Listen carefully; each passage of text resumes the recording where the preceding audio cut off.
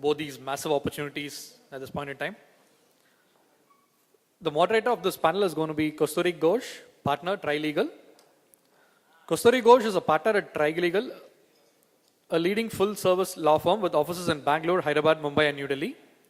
Her primary practice areas are corporate law, M&A, TMT, private equity, and healthcare and pharma. Kosturi has advised numerous global technology, telecommunications, healthcare, and pharma transactions with multinational companies. She has also advised various companies and investment funds on structuring investments, exit options, conducting due diligence, and drafting transaction documentation. Some of the clients that Kosturi regularly advises are Quest Diagnostics, Pfizer, Strand Life Sciences, Strand Genomics, Novartis, etc. Welcome, Kosturi, on the panel.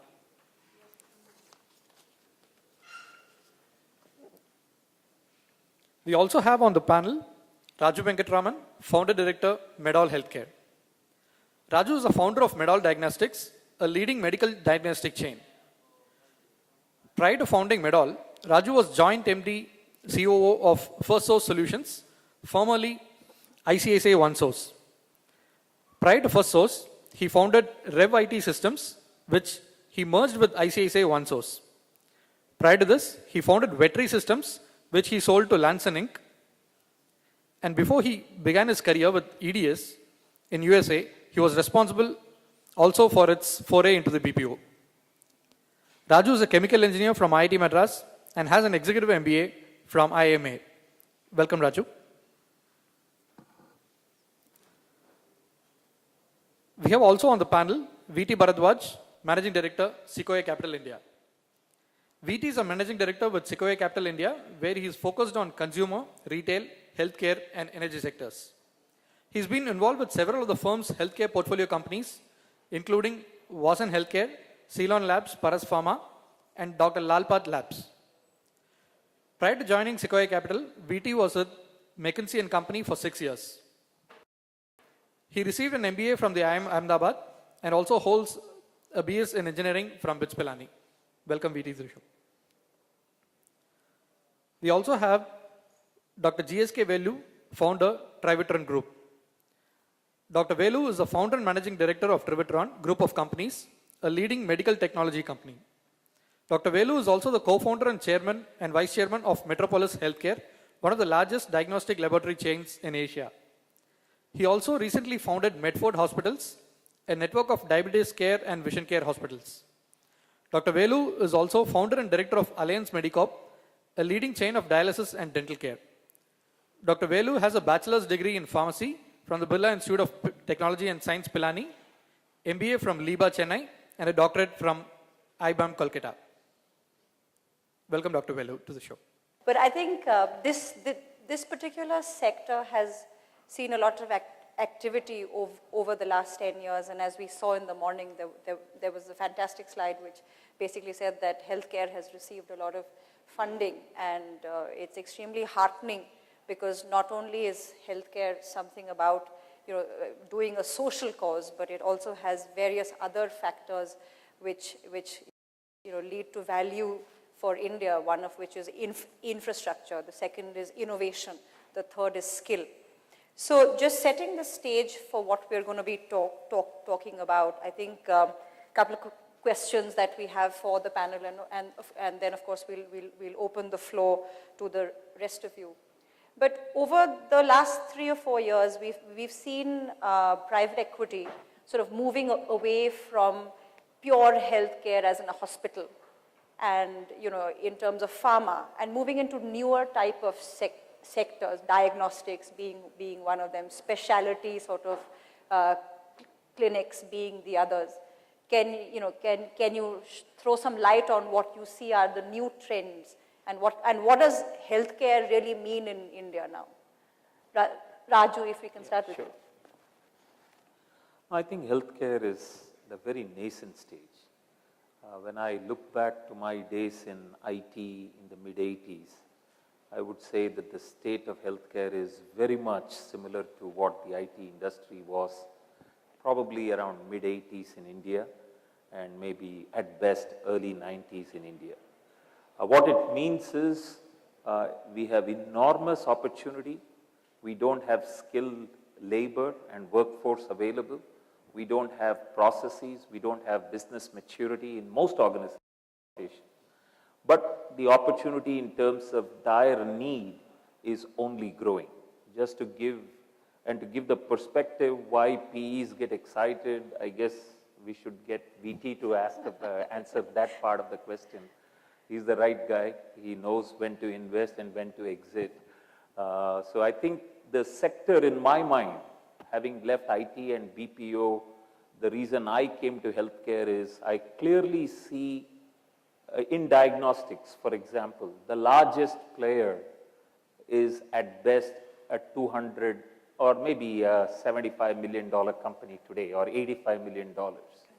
And the whole sector we know is at least $2 to $3 billion.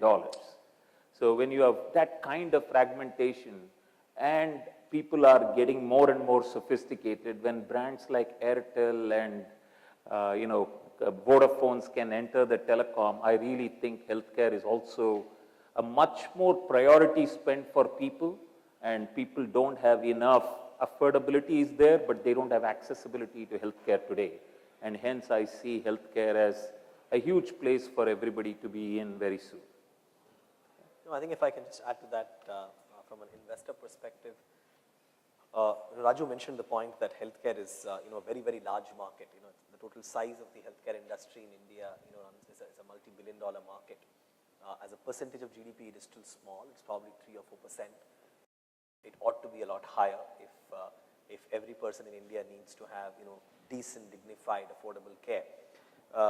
But what you see is the point that Raju made, which is even when we invest and when we look for companies, the companies tend to be small.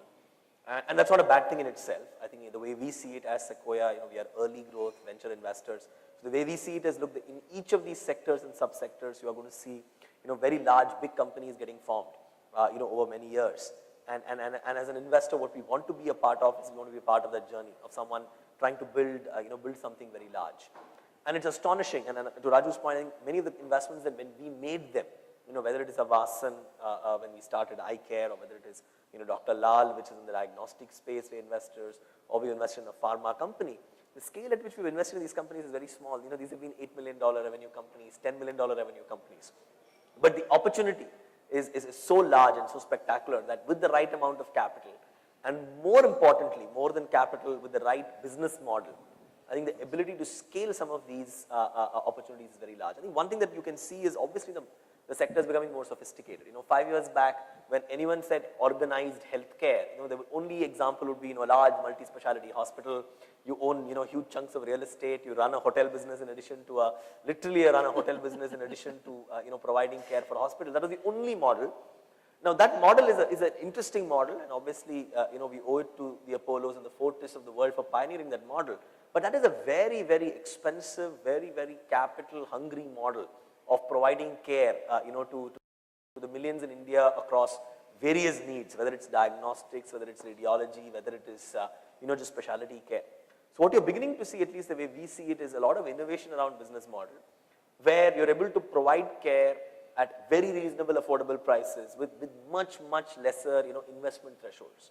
Vasan is one example. While there are 118 clinics in Vasan, there's not a single clinic that is owned by the company. We have an investment in a company called GlowCare.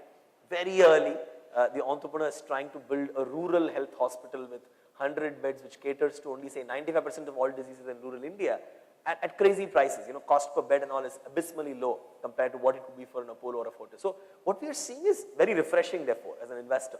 We're seeing people trying to innovate on business models that are more practical in India. Practical means, something that requires less government permission, requires less land, requires less number of, other impediments. Create something like that around it, and then use that to scale with small to modest amounts of capital. And we're beginning to see that, which is what excites us about the space. So we have been very active in this space because of that reason. And to Raju's points, we can see the transformation. It's still very early. I don't know whether it's 1990 or whether it's 1995, comparison with IT services, but very, very early days. So what do you see are the red flags? So when somebody comes to you with a particular model, the business plan, what are the sort of things that you want to see in them, and then what are the red flags that you believe that, you know, this model doesn't look like it's going to work, or this doesn't make sense because it's asset heavy or certain things like that. So what are the particular items that, you know, that you could say are the key items that one should have as part of a plan when they come to you? Sure. No, I think both Dr. Velu and Raju can answer this. I think they've founded many healthcare, Raju's founded one and Dr. Velu has founded many healthcare businesses. But as an investor, I would say one is we want to make sure that we want to look at the unit economics and see if it works, because that's very important for us to scale. And second, we definitely look at capital intensity. Capital by itself is not a bad word, but capital intensity with good unit economics, if capital intensity is low, we can just see scale up much faster. So we like that. And anything where that is an issue, we get a little bit more concerned. But you should Dr. Velu, your thoughts on that? What have been your experiences? For me, it's actually I'm getting into 25 years of healthcare next year. Correct. So I really don't know. Initially, I used to come from the day of health careless. Now probably we are talking about some amount of healthcare. So in 25 years, when I talked to about healthcare, nobody understood. So I had a journey of being an entrepreneur at the age of 20. Then again got into the corporate career. Then 97, I founded Trivitron, and 99 onwards Metropolis. So as somebody was saying in the earlier panel, we never thought about private equity those days. We just had a passion to do something, and we were in the business doing it, and there was no scale, neither in technology industry nor in health services industry. But over the past 5 years, we are seeing a lot of organized effort. So when 2006, when we got the first round of funding from ICICI Ventures for Metropolis, so I think that's the time we understood there is something called private equity existing for us to really get funded. So since then, I think the journey has been good in all our companies. And as Raju was saying, we are all in the very initial infancy even today. I think I used to actually admire Dr. Pratap Reddy used to say that I'm just catering to 0.001% of the Indian population. Before I die, if I actually cater to 0.1% of the Indian population in one way or other, I'll be the happiest person. So there's so much to do. I think unlike the other areas where competition is very intense, here I think the way to work together is the collaboration. So the consolidation, be it diagnostics, or you take eye care or dental or any of the other specialty industries you're talking about, I think one thing which we have all understood is something is scalable even within in healthcare, because you can't do multiple things. Sometimes people ask me, how many companies you run? You have Trivitron, White, Maxivision, because one of the things which I actually had in my mind is you need focus. The same executive management team is not able to do multiple things. Even though healthcare is such a global word, but I think it requires expertise in its own. Even in Metropolis, we have been discussing for past almost now 12-13 years about whether we should get into radiology, though it's all diagnostics. So I think there is a lot of fundamentally different business dynamics in each one of these healthcare verticals, and you need to find the right niche to survive and scale. And as somebody said, every private equity player is looking at 4 to 5 years for getting out, at the worst 6 years. So really in healthcare, if you are talking about a pure hospital play, that becomes a big challenge. Correct. In so to really scale and do in 5 to 6 years to really, because as somebody said, 4 years to build it and 4 years to pack it. So it's minimum 8 years before a hospital become, but whereas we saw in our model, be it Metropolis or now in Maxivision, Medford model and all this, at the second year, the business is profitable, completely profitable and scalable, and you are able to sustain it. That makes it more private equity intensive when it comes to healthcare services. Though I have my own difficulties in medical technology as an industry, because if you really see the past couple of decades worldwide, the medical technology is the #1 preferred industry for investment. But in India, unfortunately, over the past 2 decades, we became an import-dependent industry. So we are finding ways how we can actually get private equity to make some big significant investments into this segment, because like the way China grew, India also throws a lot of opportunity to become a global medical technology, manufacturing and innovation destination. Correct, because couple of the statistics that I was reading was that we import about 75% of the equipment that we use, and what we manufacture, we send out 60% of that. So that really doesn't make any sense. So why are we not doing the manufacture of those very instruments? And a couple of things that I understood was that the raw material, the import duty on the raw material was about 5 or 6 times higher than the product itself. So for example, a pacemaker, which has an import duty of about 9% the raw material is about 16, 17 odd percent. So what are the other things that you believe are the key issues which cause this imbalance in the industry itself? I think every panel talked about the government, so we also have no choice to talk about the government, because sometimes I used to tell in all my panel discussions and all the talks I give, because in medical technology industry, we really don't know which ministry we belong to. The past 10 years, we are figuring out, because every time we go, sometimes say health ministry, sometimes they say it's a science and technology ministry, sometimes they say it's a chemical and fertilizer industry. So because the Department of Pharmaceutical fall under that. So we are still figuring out what do we do, but despite government, we all survive. And I think in this past 2-3 years, like in other areas, medical technology is progressing. But unfortunately, like if I started my career in 87, 88, if you really see the top 10 pharma companies in India, almost all 10 were multinational companies. Probably medical technology is in a similar situation today. Though as Trivitron, we now are at least in the hierarchy, we are the 6th largest. Probably if you take 10, there are only a couple of Indian companies, top 10 if you take. But I'm sure in the next 10 years, the things will really change. If with government intervention, like the way it happened in China, if it happens, I think it will change much faster than what it has happened. Like some of these anomalies you are talking about in terms of anomalies in customs tariff and even VAT. If you really talk about state to state, it changes. In Maharashtra, we pay 12%. In Tamil Nadu, we pay 4%. In some other places, we pay 5%. So there is no uniformity in taxes. And the real thing which takes the cake is when we import raw materials and components, we pay much higher customs tax compared to do. We have been actually, unfortunate thing here is it's still dominated by multinational traders. So their lobbying is always about reducing customs duty for finished products. And hospitals endorse that view. So because of that, there is always a difficulty to really convince health ministry to take a call. So which we have been facing some problem or other. Hopefully we think in the next 1 to 2 years time. That's the reason some of these products, even a company which we recently made an investment in called Kiran, which has radiation apparels, they do 85% of manufacturing they export. We say, why do you not? Because in India, nobody uses radiation apparels. So if you go to the worldwide, people talk about if you do a CT scanner on X-ray, you need to accept your face, you need to cover everything else. But really, in this country, there's a lot more to go in terms of radiation apparel. So there's a lot of awareness to be done. And there is a huge problem in also access and affordability. Access, you go to a rural area, maybe they have affordability, but they don't have qualified manpower to operate medical instruments and devices. So these are in leading in innovation as well, because innovation all over has, sort of, especially in the West, has come from the universities, the likes of Stanford, MIT, and things like that. So what are your thoughts on that, Raju? I'll tell you a story. I was in a city, small city called Velu. This was when I was doing my due diligence, whether I want to get into healthcare from BPO and so on. And just at that time, the doctor came and said, a full-term mother, 9 months, had delivered a headless child. And, it just shook me. And they said it is very common. We don't have access to ultrasound.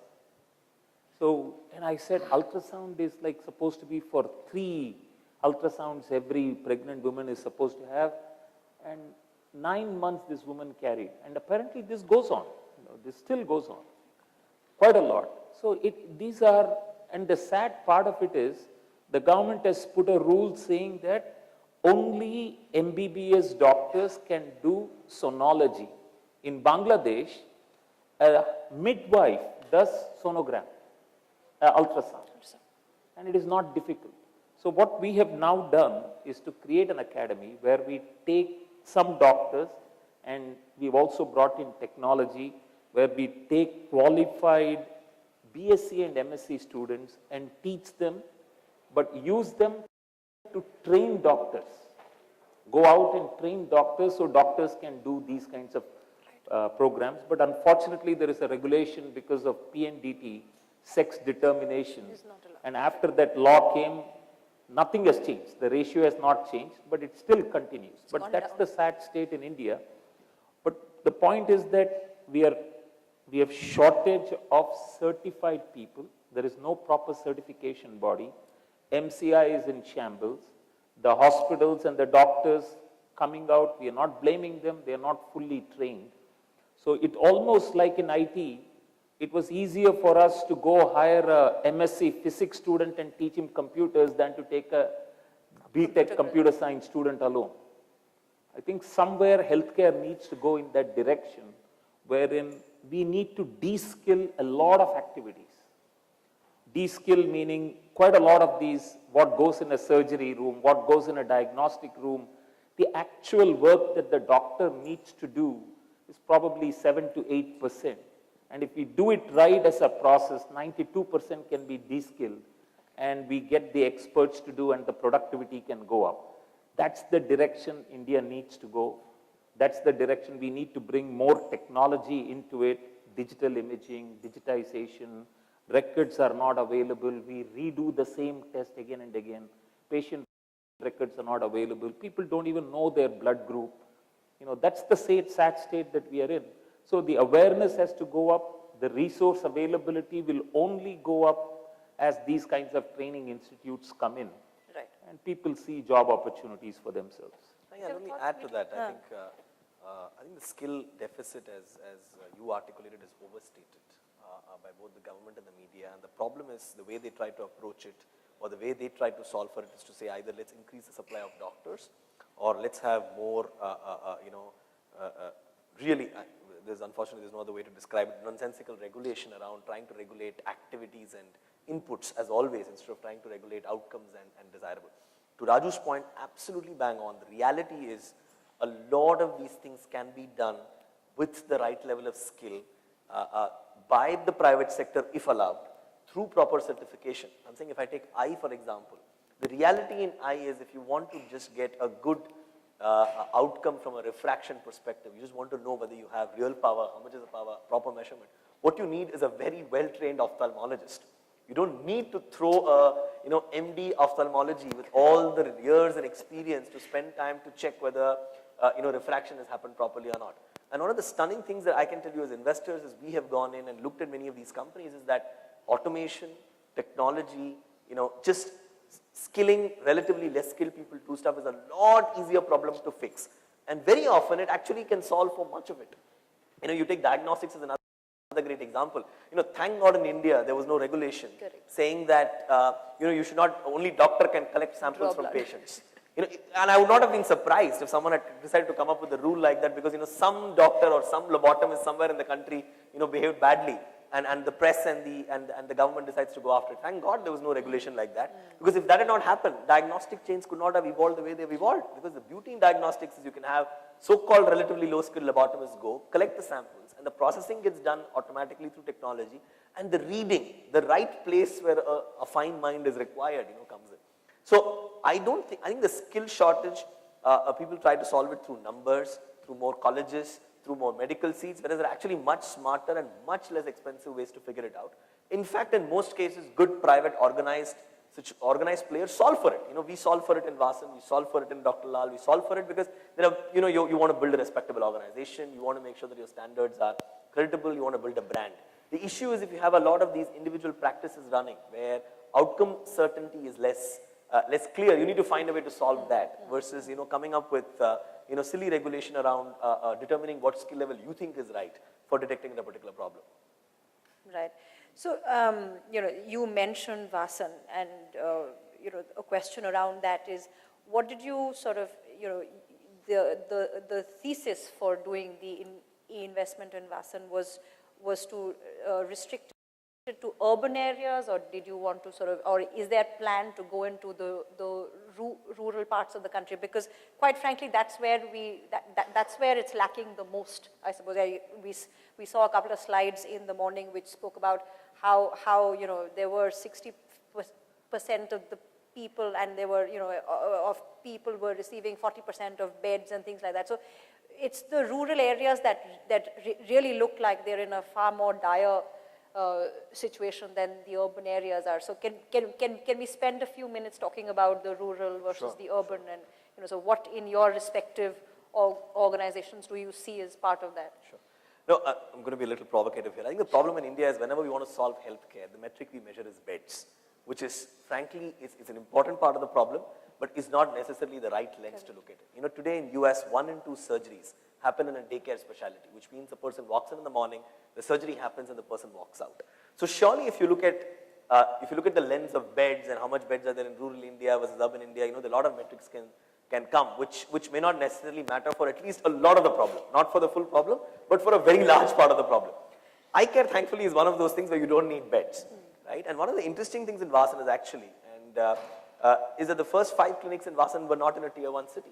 They were in Trichy, Cochin. I'm not saying they were tier 5 or tier 6, but they were typically what you would characterize in India as a tier 2 or a tier 3 city. And what we have realized is that, look, if the unit economics, which is what made us very excited. Velu was making the same point that eye looks like something where a well-run hospital can break even at a reasonable period of time. 8 months, 1 year, 2 years, 3 years, 2.5 years, but nothing like the 5-year or 8-year gestation that you spoke about in multi-speciality. But we could see that working, and that works everywhere. It works in tier 1, it works in tier 2, it works in tier 3. Because the reality is in all those places, the cost of operation often is lesser. Whether it's operating cost. Of course, the cost of getting talent there sometime may be more, but that you can innovate and solve for it if you're allowed to do that. And third is you can make sure that the pricing reflects that. Now, I know, of course, the cost of doing a surgery in a tier 5 city. We have a Vasan center in a place called Paramakudi, which probably has maybe 50,000 people or 80,000 people. And there are probably 3,000 such towns in India. And it's an extremely viable, very profitable, well-run, single clinic hospital focused on eye care. So if it can work in Paramakudi, I can tell you the economics can probably work in 3,000 towns. There's no reason why it should not work in any other part of India. And I think people are experimenting. And what you will see is, entrepreneurs like Dr. Velu, Raju, trying to break this myth that, the solution to all hospital and healthcare problem in India is, to put up a large amount of, a big building in the middle of the city and solve for it. And as long as you're cutting the problem into individual niches, and each niche is big enough. He spoke about 5 niches, right? Urology is $1 billion market. Eye care is $1 billion market. Diagnostics is $1 billion. Radiology is $1 billion. Everything, instead of word healthcare, you look at each individual market, they're very, very large markets where you can build very, very interesting business low capital. So I think that's what struck us there. And I think that's what we think you see a lot of innovation on this outside the multi-speciality arena, if you will. Dr. Velu, your thoughts on the matter, the whole rural versus urban sort of a debate? Yeah, I think, actually that's the problem. 80% of the people even today live in the rural market and we don't have good quality healthcare there. Let me take it slightly different, not just the services. If you look at the technology perspective, that's where I think in Trivitron's clear model, we are wanting to be the value player. And though what we have done is we have created 2-3 years back, actually, if you looked at it, we had a large trading organization. Up 2007, we had no manufacturing revenues at all. But today in 2012, now we have almost 1/3 of our revenues come from our own manufacturing and innovation initiatives. And what we are pushing it, almost 80% of our revenue should come from manufacturing in the next 3 years' time. And for that, we are doing whatever necessary it takes to make, and main thing is today, big hospitals somehow can afford anything because they can also charge anything and get away with it. But when you go to the rural health, you need to find out that niche and give them the technology. I think Dr. Naresh Trahan was saying sometimes back in a conference in CII, he said, any instrument I've ever used in my life, 80 to 85% of the features I never use. So only 15% of the features I use in a medical instrument. So that means it's all about frugal engineering. It's about defeaturing a product and make it rural focused so that, and unfortunately a scientist sitting in America or Japan or Europe can't even think about how India looks. So he thinks expensive and he innovates. And like the way it happened in a mobile phone industry where everybody is able to access, the same thing in technology, medical technology also, I think the innovations of the future will come from India and China. But the way actually Chinese have gone ahead is they have become actually the leaders in the medical electronics perspective. But when it comes to implantable devices and in vitro diagnostics, that's the area we are trying to focus, where I think the input industries are the pharma industry and probably the biotech industry, where we have a clear edge over China. So it's going to be India and China who will dominate the technology market in the next couple of decades. And I'm sure several Indian technology companies, medical technologies companies will come up. And that is a missing link in the healthcare delivery system today. From the service perspective, Raju can decide, yes, I want to go to Melur and put a diagnostic center, but if he binds a CT scanner, he still has to find out a way how it becomes viable to put a Melur in a CT scanner and still become profitable and answer to people like, Bharadwaj. So it's a problem. So now everybody comes to me and asks that, why don't you give a CT scanner for 30 lakhs? So we have to look at a day in which an ultrasound machine, a color Doppler should cost 5 lakhs and a CT scanner should cost 30 lakhs, and it is possible by just defeaturing the product and just giving what is necessary, because there is no science invented in medical technology that much. Medical technology is an applied science. So the rural health, all three, the pharma industry is a classic example. Today, if you really see, anybody can afford any medicine in this country because the pharma industry innovated over the past 3 decades. So I think the technology industry, with a little bit support from the government and also PE players, I'm sure in the next 2 to 3 years, we will be at least in the implantable devices space and the in vitro diagnostic space. We have everything going in the ecosystem to become globally known manufacturing and innovation destination. Absolutely. Your thoughts, Raju? Very clearly, the cost of healthcare in the US, when I lived there, was $250 per member, per person, per month. Now I am told the insurance cost is around $650 to $700 per person per month. And if India had to ever bring those kinds of healthcare systems to India, even before we grow, we will be bankrupt. Because we are now talking a $7 trillion healthcare cost for a country whose economy is a little over $1 trillion today. So we just can't afford the US systems, we can't afford the European system. We have to innovate a lot. And the challenges that we are going to face are innumerable. And today we can see that urban population is probably consuming more of the healthcare because of the accessibility, but the rural population is actually suffering.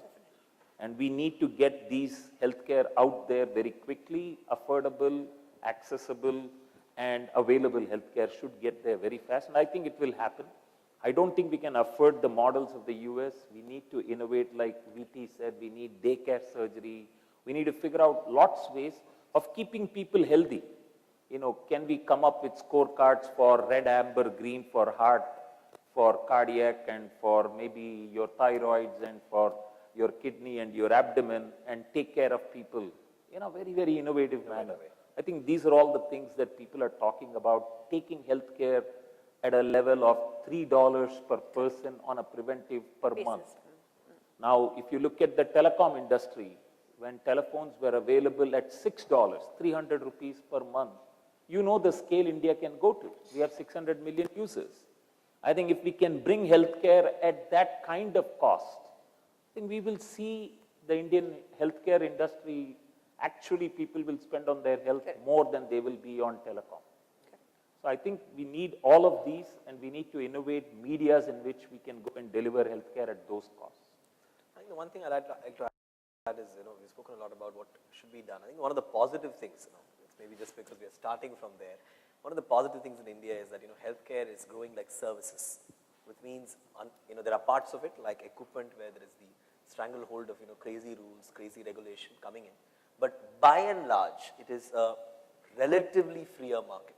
And I think one of the things that has enabled innovation around types of delivery, around things that people have tried to do, is the fact that it's a relatively freer market to operate in, and where it's not a cost plus market, where anything that is expensive is basically borne by an insurer, which in turn is borne by the government. So it is not that kind of a model, and therefore the field exists to develop a very innovative model, which is very affordable and very cost effective.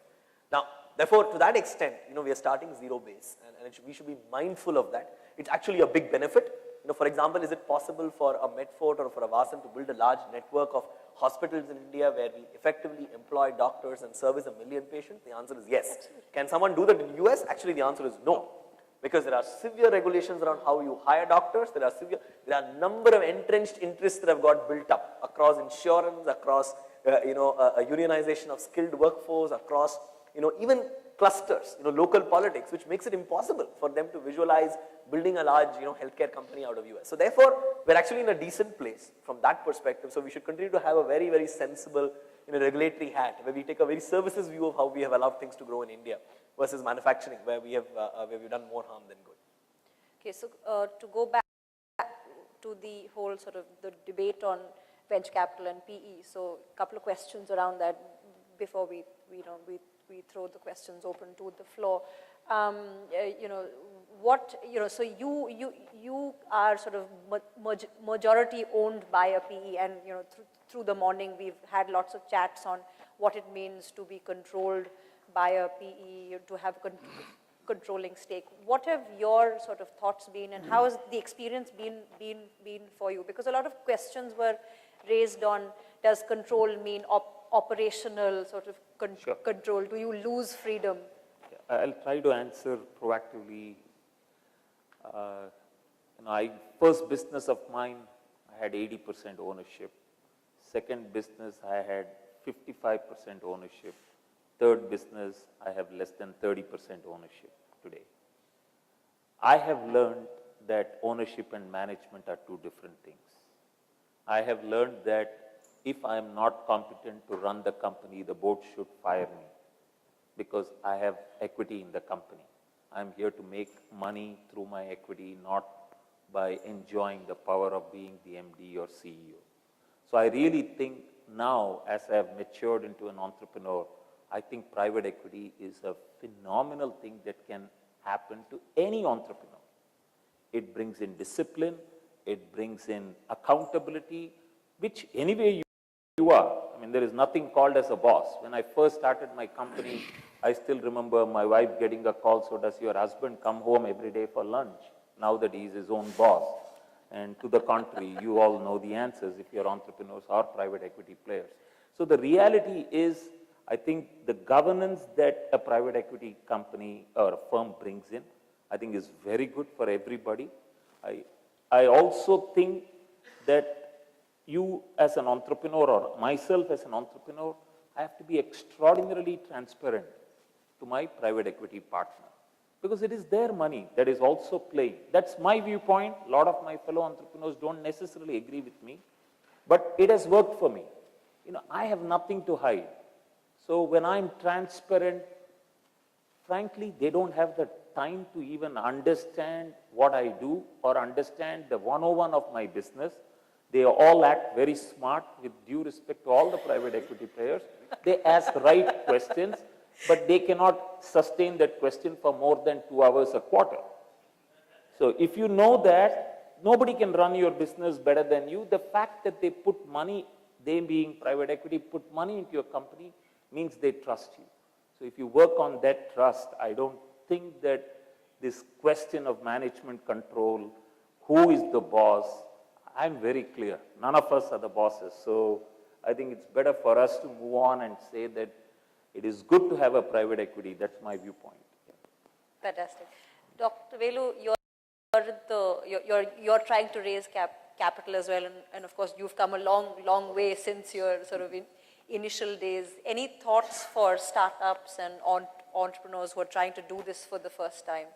No, I think as I just started some time back and say, when we looked at 2005, we didn't know. We just knew we went to grow, but there was nothing else available in the market. So now today, I think there's multiple opportunities, and Raju was just bang on. As far as, private equity is not really for money sometimes. For example, Apollo and Trivitron has a JV alliance. We are raising money because we just don't need that 50-60 crores for Trivitron and Apollo to grow, but we thought that will bring in discipline. If the private equity, what it brings in a month-on-month discipline, quarter-on-quarter discipline, and somebody actually sometimes as entrepreneurs we dream.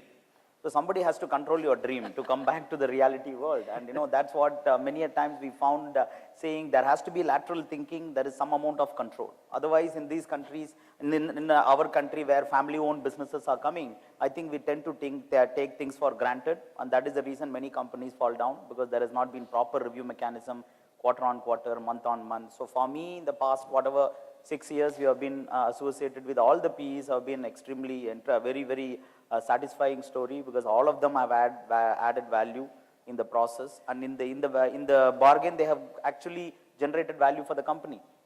Otherwise, we didn't know when we actually started, whether in Metropolis or Trivitron, what is the value of these companies. When these guys are saying some of these values today, I myself is astonished. How did these guys create it? I'm just part of that whole process of how they did it over the past 5 years.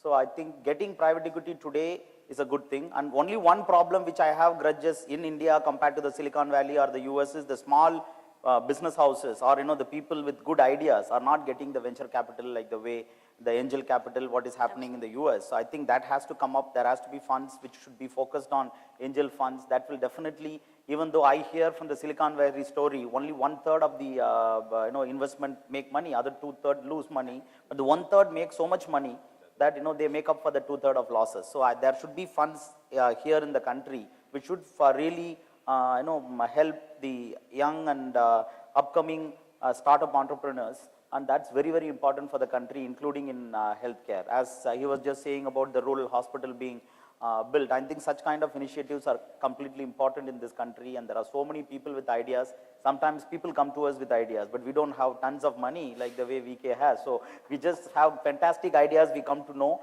but we don't know how these guys will ever get funded. Some people are just out of college, have brilliant ideas, both in the technology space as well as in the healthcare service space. And if there are ways both government and PE players or the angel investors come into this country and start funding these initiatives, it will help the country, and also I'm sure it will also become a reasonably good investment for PE investors in the long run. VT, last thoughts from Only your I'll side? just add one comment. I think they've been both very kind to private equity, so I will not say anything about what we can and cannot do. But I think I echo Dr. Velu's point around early stage, especially on the venture and the angel side. That definitely is an ecosystem that is yet to develop in India. I think it has reached a point where, at least, for example, last year we took the conscious decision of starting to participate in seed rounds in India. Normally we don't do that in other parts of the world, where normally we think about it as a significant investment, or a 10 crore investment, or a 15 crore investment as a first check. But in India, we have gone down and said, with an angel, with either a person angel or an angel network or with someone else, just to help develop the ecosystem, we have started investing. We make close to 10 investments, which are really 1 crore investment, exactly like what you described, Dr. Velu, which is behind ideas. I think more people need to do it so that the ecosystem gets created and gets nurtured and developed, and we just have more ideas. And only when we have more ideas, we'll know which one can scale and which one can become bigger, and which can also be built into very respectable mid-sized business. Every idea may not become a billion-dollar enterprise, but there are many ideas which can build meaningful mid-sized businesses. So we are very conscious of that. But that is an ecosystem that needs more encouragement and more ways and more money behind it as well, and more people behind it, so that part gets developed. And only then you really get the entrepreneurs who can then take early stage, take venture, early growth, and only then after all this can they take really private equity, right? So there's a big journey before that. But we need more enthusiasm there. Thank you very much. So I think the floor is now open for questions. Mics are on. Gentleman there. 2 questions at a time, maybe.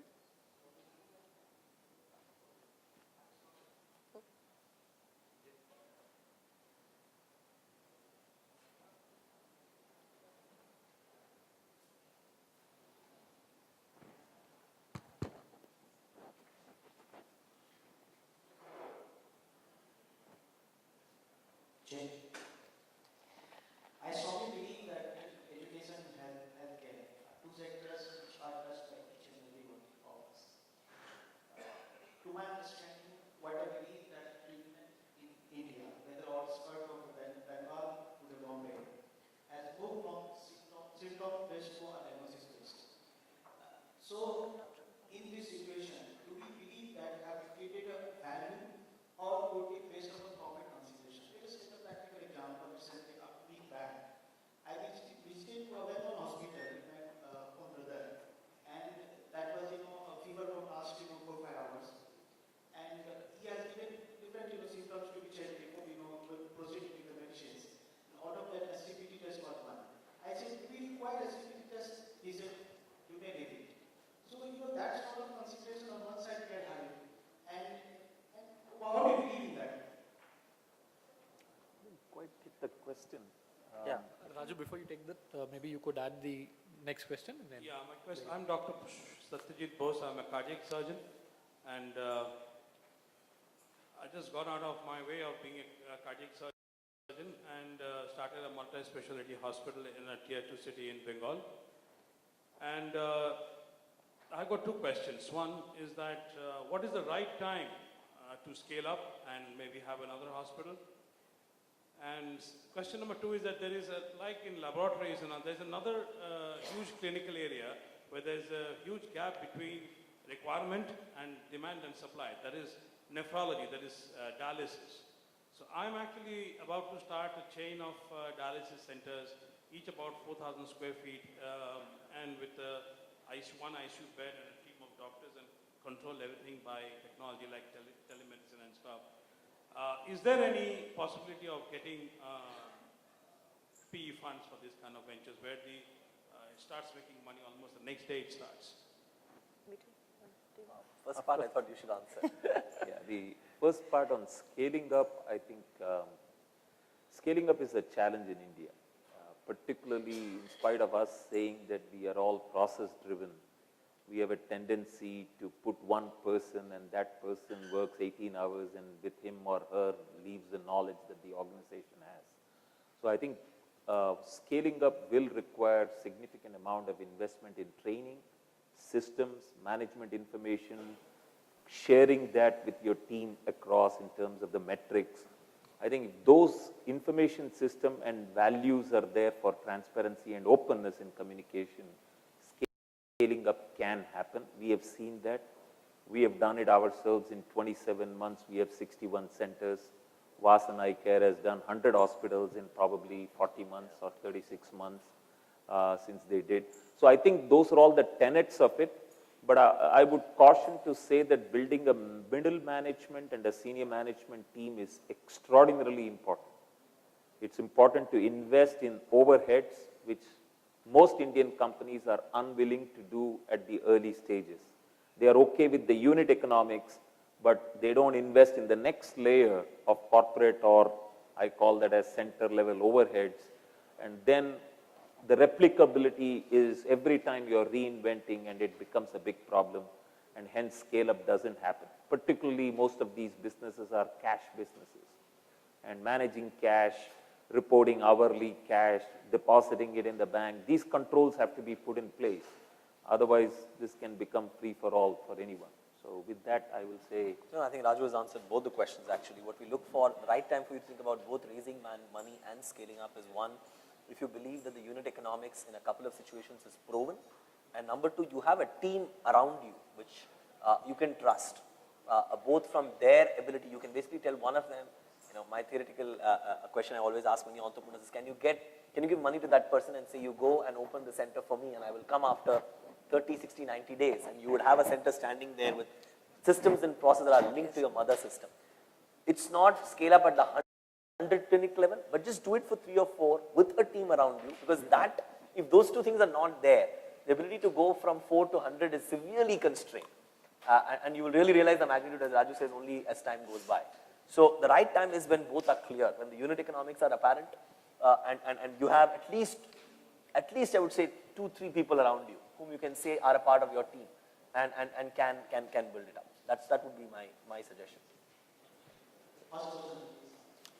Yeah, I understood your question as the transparency. Maybe I didn't hear it well, but the transparency in the system. One sentence is that when treatment has moved from symptoms to diagnosis, Correct. have we created a value in it as an economy, or is it totally based upon a profit consideration? Profit versus social. So maybe I can I can answer some of that question. See, I think there are 2 parts to it, and one is as Indians, and I can this take it with a pinch of salt, and also the fact that I'm an investor here, but just out of real practical consideration as someone with a family with a few doctors, one of the odd things that we do in India is we think that a good doctor is necessarily someone who can look at you in the face, check a few things, and automatically deduce a disease. There have been doctors like that who are probably 50 years old, 60 years old, 80 years old, and that's our view, or the social view of what a good doctor is. But technology, practices, systems have really evolved. So today, for example, if you go to a US or go to forget US, any place with even a good public healthcare system, evidence-based medicine is very critical. Normally, when a doctor makes an assertion, you'd like it to be backed by proof. And not just because it's fancy, or because it's pricey, or because someone makes money out of it, but simply because it's important. If you want to scale up as a company, I want all my doctors to practice evidence-based medicine. I want them to know when they're recommending that I can go back, so that tomorrow if there is an issue, I can actually go back and say, did you test this? Did you actually know why you were treating the way you were treating? I think that's point number one. Point number two, one thing for you to understand is, there are several myths about, from an Indian consumer perspective. One, we think that when we go to hospitals, hospitals want us to stay for more number of days. Let me tell you as an investor and as someone who's been in the board of many hospitals, every hospital wants to send you back the day you get operated.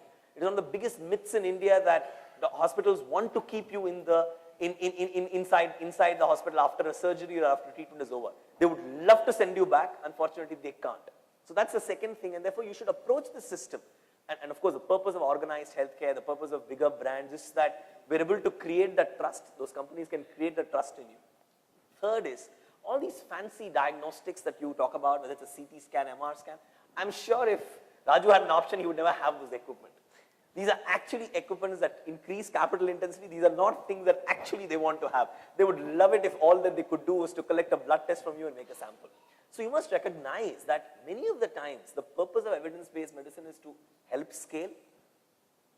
The interest of profit does not necessarily contradict with a better customer experience, an affordable experience, and also a quick customer experience. So look, there are always one-off cases. There will always be the doctor who overcharges, like the retailer who overcharges, like the banker who rips you off, like the investment banker who rips off an investor. There will always be one-off situations in all of them. The answer to that is better competition and allow a system where you can have lots of different alternatives develop. You need good charitable hospitals, you need trust hospitals, you need public hospitals, you need for-profit hospitals, and as long as they're all competing in the marketplace, the customer will be well served. So we should think of it like that. It's not either or. Can a public health funded by the government solve the healthcare problem in India? In a theoretical world, yes. In a practical world, we are not even able to give food to our people on time with appropriate quality with a 60 or 80,000 crore budget. So the right mechanism is to be created. And once you do that, the outcomes will be good and the patient will be taken care of well off. So that's my view. Look for one man's worth. So, and we should debate it. And I'm sure different people will have different views. Yeah, I have only one thought. I think the Indian, with due respect to leading cardiologists sitting here, the medical system is extraordinarily prescriptive. I tell you, you listen. It is not participating. And I think that is the crux of what you're trying to say. When it is prescriptive, you can't even question. I think the awareness has to go up with the use of internet and other things. We all owe it to ourselves to take care of our own health. In fact, I've done this exercise. I can do this with you all. I'll ask you 3 questions on your wealth and 3 questions on your health. Don't answer. None of us know about our health. I can prove that. If I ask you what is your net worth today, I'm sure you will know it to the decimals. If I ask you what is the total loan outstanding, you will know it. What is your monthly total cash flow in, you will know it, right? If I ask you what is your HDL, LDL ratio, I'm sure you will draw a blank, Probably more right? important. If I ask you, I can go on 3 more questions simply. We just trust somebody. We do these health check reports, we don't even look at it. And we give it to someone, and then we question whether he's doing it right or wrong. It's like telling a banker, I take a loan, you keep on increasing the interest rate, I don't care. I'll just sign a blank document. We don't do that. So I think we need to take a little bit more responsibility on our own health, me included, I'm no exception, and start building so that we can be more participative in our own health care, if you will. Hi, I'm Shomnath from Calcutta. This is the last question and then we'll wind up. Yeah, my question is specifically to VT. We have been basically talking bread and butter medicine and diagnostics. But the way I think in India we should look at it is, this is 2012. Thousands of our boys are working in very advanced biotechnology fields. Things like personalized medicine is in, and we got about 4 or 5 boys back from US, and we have started personalized medicine. The big challenge here is when we look for people to invest in this kind of newer technologies, which are going to be the leading edge of medical technology in the next 10 years. Are the venture capitalists at all listening, or they are prepared, or they are just here to fund the Apollos and the Dr. Lals, and not like back in US where you actually fund an idea or a research. So I think the point is very valid. The two challenges, I think one, many of us are not equipped to evaluate and understand, especially on the technology side. And I think that is one thing that you see in investors, not just in India, probably investors in India and China, you will see a pattern, versus, we see versus our own investment teams in say US and Israel. The lens, the ability to understand the impact, especially on the technology side, if something new is happening, is a lot lower. And this problem, honestly, is not just there only in India. Even if you look at US healthcare technology investments made by any company, the number is actually a relatively small number. Because people find it hard to understand, people find it hard to get a sense of how real it is, how close it is to commercialization. And of course, there is, of course, huge appetite and willingness once you've demonstrated commercialization and once you've demonstrated unit economics. But before that, I think it is frankly our inability to understand where the technology is coming from and how big a market it is addressing, which prevents us from taking some of those risks. I think the way you will see it is evolving as if the application is very, very large. And then I think people will start investing the time and effort to figure out whether the proposition makes sense or not. But very often what we see in technology is, you see very, very extensive niches. And this might be a niche servicing a particular aspect about, say, heart-related disorders, which caters to maybe the whole world, but then our ability to understand that, becomes relatively poor. So this landscape will change only when you start seeing potentially more healthcare-focused, even healthcare technology funds. I think there will be a time when you see many of them in India, and those people are more equipped. They have the skills. Sometimes many of them may be proprietary arms of existing medical technology companies. Therefore, their ability to evaluate is just a lot better than many of us today. That would be my answer to that. No, VT, at what stage do we go? Like we have filed for 2 patents on personalized medicine. Yes, sorry to interrupt, specific questions, it'll be nice if we can take it off stage with the panel. We're also running out of time. No, I Sorry think to interrupt. just to finish the point that VT was making, I think what is relevant to understand, for sort of non-lawyers is and the PE community specifically is, they don't have the ability to understand whether a patent, whether the patent itself will be granted, will not be granted, whether it's violative, et cetera, et cetera. So, it's a difficult stage at which, they're trying to come in to the system itself, because what you could make here, if you try to market that in the US, would there be a patent issue? Because, you could have a patent in India, but that doesn't mean that the same patent wouldn't be violative in the US. So there are a scale of checks that, that they have to put in specifically in this sector to be able to understand whether the investment itself makes sense or not at the end of the day. Yeah. Thank you very much, panelists. It was a doctor entrepreneur, doctor investor panel.